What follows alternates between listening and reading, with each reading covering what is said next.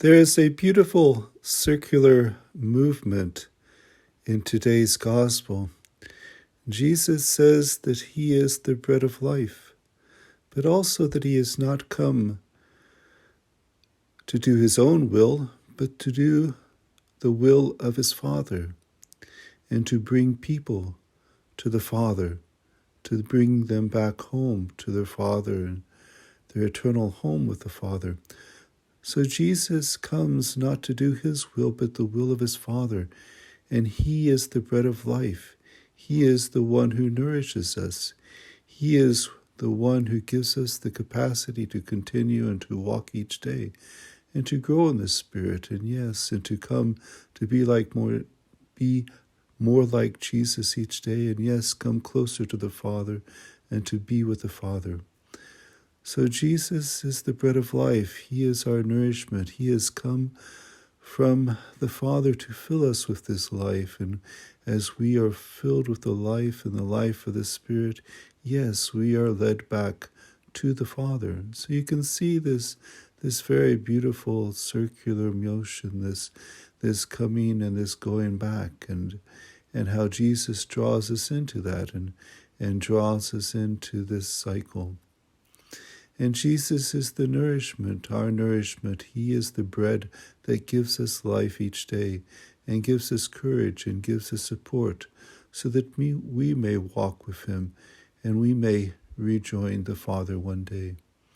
And you see how the Father has given the Son, and then Jesus gives of his life.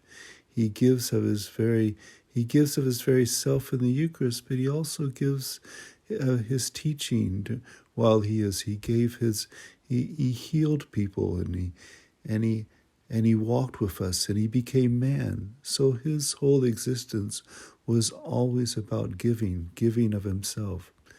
And I think that we believe in Jesus because we are people who are generous people.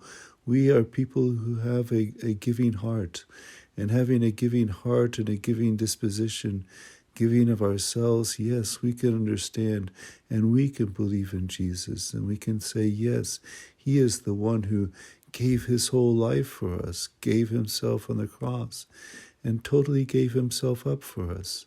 So we understand that through giving, he has become the witness of that generosity.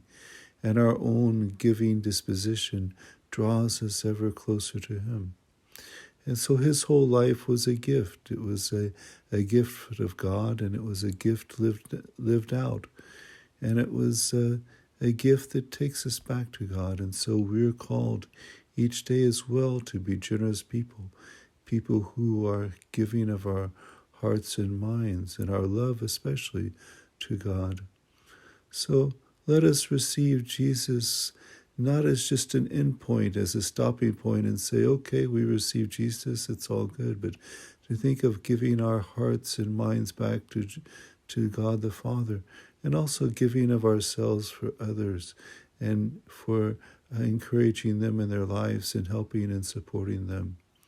And yes, Jesus, he nourishes us along the way, and we live in the Spirit, and the Spirit guides us, and the Spirit takes us safely back home to be with the Father.